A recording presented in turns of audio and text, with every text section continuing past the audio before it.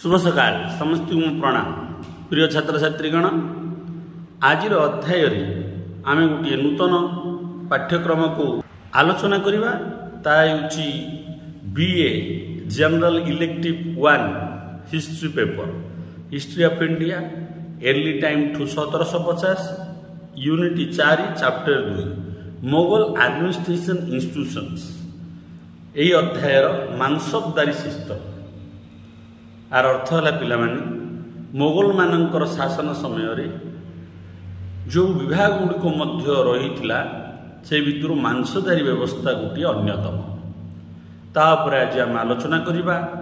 आज समस्त आलोचना विषय मु दुई गोटी पुस्तक संग्रह करी। गोटे हूँ मध्ययुगीय भारत इतिहास भेट महाजन एवं सतीश चंद्रंकर द्वितीय वॉल्यूम रु संग्रह करी। चलतु देखा ये मानसबदारी सिस्टम टी आर अर्थ कौन, meaning of mansabdari. The literally meaning of the word mansab और mansab mansab is office rank और डिग्निटी। यही मानसदारी व्यवस्थार साहित्यिक अर्थ है जे ऑफिस गोटे कार्यालय, गोटे रैंक बा पदवी एवं और डिग्निटी बा गोटे सम्मानजनक पदवी। साहित्यिक अर्थ है mansabdari. Mansabdari system play an important role in medieval age. मध्ययुगीय भारत इतिहास यही मांसधारी व्यवस्था गोटे गुरुत्वपूर्ण अध्याय। तार अर्थ है पिला the mansabdari system play an important role during the medieval rulers ruling period.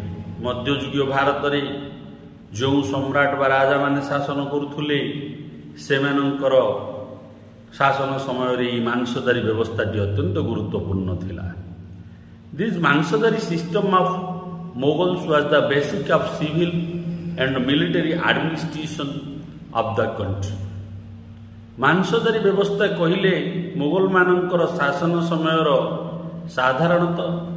साधारण वर्ग और सामरिक विभाग शासन व्यवस्था को साम्राज्यर बुझौला मध्ययुग समय।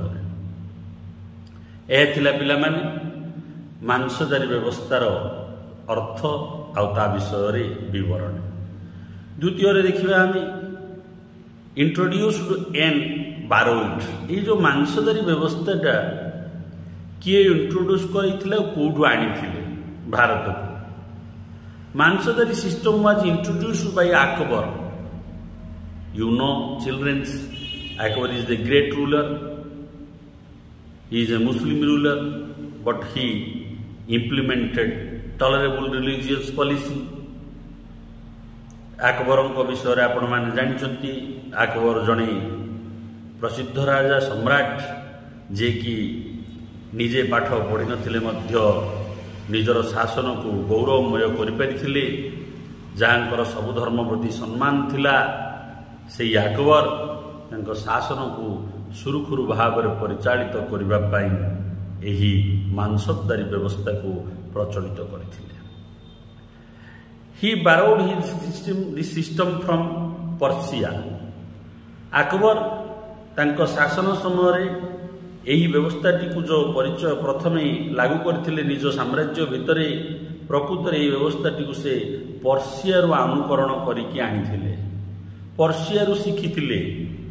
तार अर्थ मांसधारी सिस्टमटा पर्सिया रे आम पूर्वर चालू रही। Mansabdari system differ fundamentally from feudal system of Europe. जो यूरोप रे गोटे मौलिक सामंतवाद चिंताधारा प्रचलित थिला, सही प्रकार ये गोटे चिंताधारा पिला यूरोप रे आपने जदि फ्यूडियलिज्म अध्यायटी को अध्ययन केबे करिथिबे बा करिवे अनुभव करिबारिवे भारतर ये मांसधारी सिस्टम आ मध्ययुगर सामंतवाद चिंताधारा एकापरी अनुभव हब। वर्तमान देखिए पिला method of job in department. ପ୍ରକୃତରେ ଏଇ ଯେଉଁ ମାଂସଧାରୀ ବ୍ୟବସ୍ଥାଟି ଥିଲା ଆର କାମ କ'ଣ ଥିଲା ଏବଂ କେଉଁ ବିଭାଗ ଥିଲା? It was not hereditary. Mansabdari system not a hereditary. ଏହାର ଅର୍ଥ ହେଲା ପିଲାମାନେ, ଯେଉଁମାନେ ମାଂସଧାରୀ ଭାବରେ ନିଯୁକ୍ତି ହେଉଥିଲେ ତା ବଂଶାନୁକ୍ରମିକ ନୁହଁ। ଯଦି କୌଣସି ବ୍ୟକ୍ତି କେତେ ବର୍ଷ ପାଇଁ ମାଂସଧାରୀ ଅଛନ୍ତି, ହୁଏତ ସେ ଆଗକୁ ନ ରହିପାରନ୍ତି, ବା ଜଣେ ବ୍ୟକ୍ତି ଅଛନ୍ତି ତାଙ୍କର ପର ପିଢ଼ି ଆଉ ମାଂସଧାରୀ ନ ହୋଇପାରନ୍ତି। ଗୋଟିଏ ବ୍ୟକ୍ତି ପାଇଁ ଏହି ମାଂସଧାରୀ ବ୍ୟବସ୍ଥାଟା ବଂଶାନୁକ୍ରମିକ ନଥିଲା ମୋଗଲ ଶାସନ ସମୟରେ। The mansabdari system provide the Mughals with civil service. ଏଇ ଯେଉଁ ମାଂସଧାରୀ ବ୍ୟବସ୍ଥାଟି ପ୍ରଚଳିତ ଥିଲା ମୋଗଲମାନଙ୍କର ଶାସନ ସମୟରେ, ଏହାକୁ ଗୋଟିଏ ପ୍ରକାର ପ୍ରଶାସନିକ ସେବା ବୋଲି କୁହାଯାଉଥିଲା। ବର୍ତ୍ତମାନର ଯେଉଁ ଆମେ ଭାରତରେ ଦେଖୁଛନ୍ତି ଆଇଏଏସ୍ ପାଇଲା ପରେ ଯେପରି ସେବାରେ ନିଯୁକ୍ତି ହେଉଛନ୍ତି, ସେହି ପ୍ରକାର ସେବା ମଧ୍ୟଯୁଗୀୟ ଭାରତରେ ମୋଗଲମାନଙ୍କର ଶାସନ ସମୟରେ ଏହି ମାଂସଦାର ମାନେ ଯୋଗାଉଥିଲେ ସରକାରଙ୍କୁ ବା ସାଧାରଣ ଜନତାଙ୍କୁ। Mansabdar belong both to civil and military departments. ଯେଉଁମାନେ ମାଂସଦାର ହେଉଥିଲେ, ଏହି ଉଚ୍ଚ ପଦବୀରେ ରହୁଥିଲେ, ସେଇମାନେ ସବୁ ପ୍ରକାର ବିଭାଗରୁ ନିଯୁକ୍ତି ହୋଇପାରୁଥିଲେ। ସାଧାରଣ ବିଭାଗ, ସିଭିଲ ବିଭାଗ ଆଉ ମିଲିଟାରୀ ବିଭାଗର ଲୋକମାନଙ୍କୁ ମଧ୍ୟ ଏହି ମାଂସଦାରରେ ନିଯୁକ୍ତି କରାଯାଉଥିଲା। ଏହାର ଅର୍ଥ ହେଲା ଯେ କୌଣସି ଗୋଟିଏ ବର୍ଗକୁ ନେଇ ସ୍ଥିର ନଥିଲା ମାଂସଦାର ବ୍ୟବସ୍ଥା। ମାଂସଦାର ବ୍ୟବସ୍ଥା ସବୁ ବର୍ଗର ଲୋକମାନେ ପ୍ରାୟତଃ ଏହି ନିଯୁକ୍ତି ହୋଇପାରୁଥିଲେ, ସାଧାରଣ ବର୍ଗର ହେଉ କି ମିଲିଟାରୀ ବର୍ଗର ହେଉ, ବିଭାଗର ହେଉ। During the Mughal administration, mansabdar transferred between civil and military departments. ମୋଗଲମାନଙ୍କର ଶାସନ ସମୟରେ ଏହି ଯେଉଁ ଉଚ୍ଚ ପଦବୀର ମାଂସଦାର ପଦବୀର ନିଯୁକ୍ତି ହୋଇଥିବା ବ୍ୟକ୍ତିମାନେ ଟ୍ରାନ୍ସଫର ହୋଇପାରୁଥିଲେ ଗୋଟିଏ ବିଭାଗରୁ ଅନ୍ୟ ବିଭାଗକୁ। ତାର ଅର୍ଥ କହିବାକୁ ଗଲେ ସାଧାରଣ ବିଭାଗରୁ ମିଲିଟାରୀ ବିଭାଗକୁ ଯାଇପାରୁଥିଲେ ଏବଂ ମିଲିଟାରୀ ବିଭାଗରୁ ସାଧାରଣ ବିଭାଗକୁ ଆସିପାରୁଥିଲେ। ଏହା କହିବାର ଅର୍ଥ ହେଲା ଏଇକି ଯେ ମାଂସଧାରୀ ବିଭାଗ ପାଇଁ କୌଣସି ଚାକିରି ନିର୍ଦ୍ଦିଷ୍ଟ ନଥିଲା। ସବୁ ବର୍ଗର ଲୋକମାନେ ଉଭୟ ବିଭାଗରୁ, ସାଧାରଣରୁ ମିଲିଟାରୀକି ଆସିପାରିବ, ମିଲିଟାରୀରୁ ସାଧାରଣ ବିଭାଗକୁ ଯାଇପାରିବ, ଜଣେ ମାଂସଦାର ବି ହୋଇପାରିବ। ଏହି ସୁବିଧା ମୋଗଲମାନଙ୍କର ଶାସନ ସମୟରେ ମଧ୍ୟ ଯୁଗରେ ପ୍ରଚଳିତ ଥିଲା। Mansabdar were many grades but main two mansabdars like umaras and ordinary mansabdars. ଯେଉଁ ମାଂସଦାର ମାନେ ଥିଲେ, ଏମାନେ ମେନି ଗ୍ରେଡ୍ସ ଥିଲେ। କେତେ ପ୍ରକାର ଗ୍ରେଡ୍ର ଥିଲେ ପିଲାମାନେ? ଗ୍ରେଡ୍ର ଅର୍ଥ ହେଲା ପିଲାମାନେ ଯେ ଗୋଟିଏ ସ୍ତର, ଯେମିତି ଆମେ କ୍ଲାସ୍ 1, କ୍ଲାସ୍ 2, କ୍ଲାସ୍ 3 ଏମିତି କହୁଛନ୍ତି, ସେହି ପ୍ରକାର ମାଂସଦାର ମଧ୍ୟରେ କେତେ ପ୍ରକାର ସ୍ତର ରହିଥିଲା। ସେଇ ଯେଉଁ ଗ୍ରେଡ୍ର ମୁଖ୍ୟତଃ 2 ଗୋଟି ମାଂସଦାର ଥିଲେ। ମୁଖ୍ୟତଃ 2 ଗୋଟି ଅତି ପ୍ରସିଦ୍ଧ ଥିଲେ। ଗୋଟେ ହେଉଛି ଓମାର୍ସ ଆଣ୍ଡ ଅର୍ଡିନାରୀ ମାଂସଦାର୍ସ। ଓମାର୍ସ ଟିକେ ଉଚ୍ଚ ପଦବୀର ମାଂସଦାର ଏବଂ ସାଧାରଣ ବର୍ଗର ମାଂସଦାର। ଏହି 2 ପ୍ରକାର ପ୍ରାୟତଃ ପ୍ରସିଦ୍ଧ ଥିଲେ। ଏବେ ଦେଖିବା ଓମରାହାସ କ'ଣ? The mansabdars held the rank of 1 hazari or 2 hazari or any higher rank up to 12,000 that peoples are known as the ଓମରାହାସ।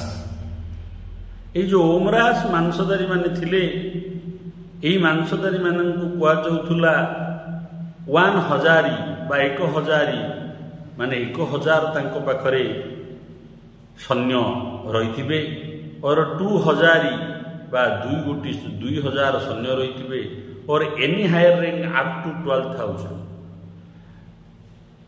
12,000 ପର୍ଯ୍ୟନ୍ତ, 1000ରୁ 12,000 ପର୍ଯ୍ୟନ୍ତ ଯଦି ସୈନ୍ୟ କେପାବୁଲ ଯେଉଁ ଲୋକମାନଙ୍କ ପାଖରେ ରହୁଥିଲା, ସେଇମାନଙ୍କୁ ଓମରାହାସ ମାଂସଦାରୀ ବୋଲି କୁହାଯାଉଥିଲା।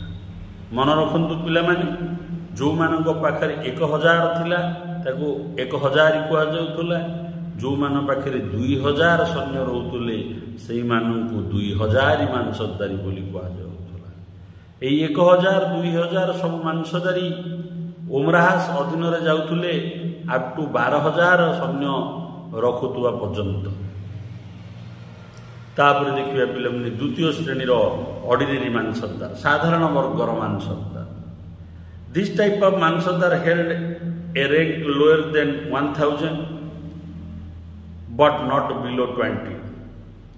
ଏଇ ଯେଉଁ ସାଧାରଣ ମାଂସଦାର ବର୍ଗର ଅଫିସର ମାନେ ଥିଲେ ଏଇମାନେ ପ୍ରାୟତଃ 1000 ଠୁ କମ୍ ଏବଂ ସର୍ବକମ୍ 20। କାହିଁ ପିଲାମାନେ ଆହୁରି ବି ଥିଲା, 20ରୁ କମ୍ 10 ଥିଲା। ସବୁଠୁ କମ୍ 20 ଜଣ ସୈନିକ ବା 20ରୁ 1000 ପାଖାପାଖି ବା 999 ପର୍ଯ୍ୟନ୍ତ ଯେଉଁମାନେ ସୈନିକ ରଖୁଥିଲେ ସେମାନଙ୍କୁ କୁହାଯାଉଥିଲା ଅର୍ଡିନାରୀ ମାଂସଦାର ମଧ୍ୟ ଯୁଗରେ।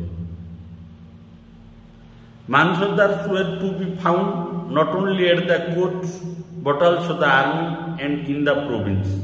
ଏଇ ଯେଉଁ ମାଂସଦାରୀ ବ୍ୟବସ୍ଥା ପ୍ରଚଳିତ ଥିଲା ଏହା କେବଳ ରାଜାଙ୍କର ବା ସମ୍ରାଟଙ୍କର ଦରବାରରେ ପ୍ରଚଳିତ ନଥିଲା, ଏହା ସେନାବାହିନୀରେ ମଧ୍ୟ ଏହି ମାଂସଦାରୀ ବ୍ୟବସ୍ଥା ପ୍ରଚଳିତ କରାଯାଇଥିଲା ଏବଂ ଏହାକୁ କେବଳ ଯେ କେନ୍ଦ୍ରୀୟ ଶାସନ ଅଧୀନରେ ଏହି ମାଂସଦାରୀ ବ୍ୟବସ୍ଥା ରଖାଯାଇନଥିଲା, ଏହାକୁ ପ୍ରାଦେଶିକ ଶାସନ ବ୍ୟବସ୍ଥାରେ ମଧ୍ୟ ପାଳନ କରାଯାଉଥିଲା। ଆର ଅର୍ଥ ହେଲା ପିଲାମାନେ କେବଳ ରାଜା ନିଜ ଦରବାରରେ ରଖୁନଥିଲେ ମାଂସଦାରୀମାନଙ୍କୁ, ସୈନ୍ୟ ଛାଉଣୀରେ କାମ କରୁଥିଲେ ମାଂସଦାରମାନେ ଏବଂ ଏହି ମାଂସଦାରମାନେ ପ୍ରୋଭିନ୍ସ ମାନେ ପ୍ରଦେଶ ଗୁଡ଼ିକରେ ମଧ୍ୟ ନିଯୁକ୍ତି ପାଉଥିଲେ। କାହିଁକିନା ପ୍ରୋଭିନ୍ସର ସୁରକ୍ଷା ଦୃଷ୍ଟିରୁ ପ୍ରୋଭିନ୍ସରେ ଶାନ୍ତ ଏବଂ ସୁଖ ପରିବେଶ ଆଣିବା ପାଇଁ ଏହି ମାଂସଦାରମାନଙ୍କୁ ନିଯୁକ୍ତି କରାଯାଉଥିଲା ପ୍ରୋଭିନ୍ସ ସ୍ତରରେ ମଧ୍ୟ। ତାପରେ ଦେଖିବା during the rule of Akbar 33 type of mansabs were appointed. ଆକବରଙ୍କର ଶାସନ ସମୟରେ ପ୍ରାୟତଃ 33 ପ୍ରକାର ମାଂସବଦାରୀ ନିଯୁକ୍ତି ହେଇଥିଲେ। ପ୍ରକାରର ଅର୍ଥ ପିଲାମାନେ ବୁଝିନେବେ ଯେ କେତେକ ସୈନ୍ୟ ସଂଖ୍ୟା ଏବଂ ଅଶ୍ୱାରୋହୀ ସଂଖ୍ୟାକୁ ନେଇକି ଗୋଟିଏ ଗୋଟିଏ ପ୍ରକାରର ମାଂସବଦାରୀ ପ୍ରଚଳିତ ଥିଲା। ପ୍ରକୃତରେ ଏହି ମାଂସବଦାରୀକୁ ଆକବରଙ୍କର ଶାସନରେ ପ୍ରଚଳିତ କରାଯାଇଥିଲା ଏବଂ ଔରଙ୍ଗଜେବ ଏହି ମାଂସଦାରୀ ବ୍ୟବସ୍ଥାକୁ ଉଚ୍ଛେଦ କରିଦେଇଥିଲେ ପିଲାମାନେ। ଔରଙ୍ଗଜେବ ତାଙ୍କ ଶାସନରେ ଏହି ମାଂସଦାରୀ ବ୍ୟବସ୍ଥାକୁ ଉଚ୍ଛେଦ କରିଦେଇଥିଲେ, ଯାହାକି ମୋଗଲ ସାମ୍ରାଜ୍ୟର ପତନ ପାଇଁ ମଧ୍ୟ କାରଣ ରହିଥିଲା। କାହିଁକି ନା ମାଂସଦାରମାନେ ସୈନ୍ୟ ଗୁଡ଼ିକୁ ପାଳନ କରୁଥିଲେ ବା ତାଙ୍କ ଅଧୀନରେ ରଖୁଥିଲେ, ଟ୍ରେନ୍ ଅପ୍ କରୁଥିଲେ ଯୁଦ୍ଧ କ୍ଷେତ୍ରରେ ରାଜା ସମ୍ରାଟଙ୍କୁ ସାମରିକ କ୍ଷେତ୍ରରେ ସହାୟକ ପାଇଁ। ଯଦି ସେହି ବିଭାଗଟି ଦୁର୍ବଳ ହୋଇଯିବ ତାହେଲେ ସାମରିକ କ୍ଷେତ୍ରରେ ସାମ୍ରାଜ୍ୟ ମଧ୍ୟ ଦୁର୍ବଳ ହେବ। ଏହା ଆମକୁ ଅଧ୍ୟୟନରୁ ଜଣାପଡ଼ୁଛି। ମୁଁ ଆଶା କରୁଛି ମୋର ଏହି ଆଲୋଚନା ଆପଣମାନଙ୍କର ଆଗାମୀ ଯୁକ୍ତ 3 ପରୀକ୍ଷାରେ ସହାୟକ ହେବ। ଭିଡ଼ିଓକୁ ଲାଇକ୍ କରନ୍ତୁ, ଚ୍ୟାନେଲକୁ ସବସ୍କ୍ରାଇବ୍ କରନ୍ତୁ ଏବଂ ସମସ୍ତ ଯୁକ୍ତ 3 ଜି ହିଷ୍ଟ୍ରି ଇଲେକ୍ଟ୍ରିକ୍ କୋର୍ସ ଯେଉଁ ରହିଅଛି ସେ ଭିତରେ ସେୟାର କରନ୍ତୁ। ବନ୍ଦେ ମାତରମ୍।